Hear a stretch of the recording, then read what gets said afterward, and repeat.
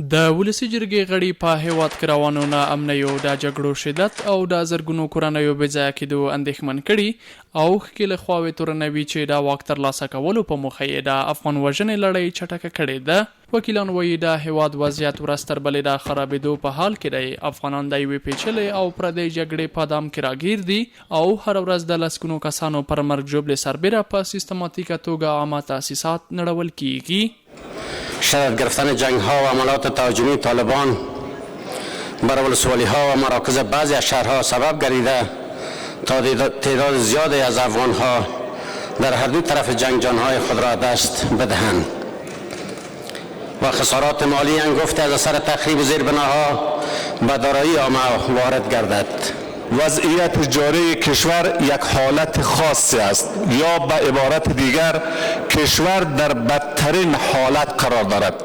دوی دغه راز افغان چارواکي هم پر بی‌کفایتۍ تورنوي او زیاتوي چې په امنیتي ادارو کې روانه سرپرستی د قانون خلاف ده او دغه ادارو اوسنۍ رهبري د وضعیت په کنټرول کې پاتې راغلې ده.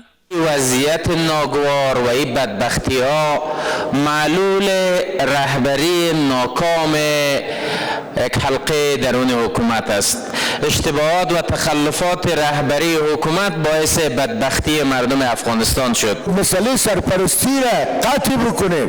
این مسئله سرپرستی دامن زدن باعث بدبختی مملکت است. یک وزیری که سرپرست باشه دلسوزی نداره و او هیچ نوع علاقمندی نداره هر چیز که شد.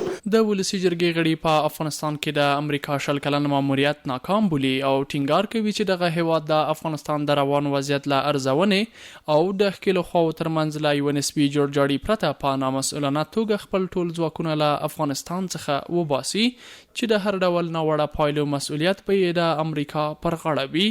وکیلان پر افغان حکومت او وسله طالبانو هم غږ کوي چې روانه جګړه هیڅ ګټونکی نه لري او دواړه خواوې دې بیړنی اوربند وکړي. روزهای عید در پیش است. دست از جنگ و برادرکشی و افغانکشی بکشیم و همه ما بریم طرف یک آتش بس دائمی و هم حرمت مای حرام نگاه داشته بشه و هم دیگه اولاد سرزمین به خاک و خون کشیده نشه.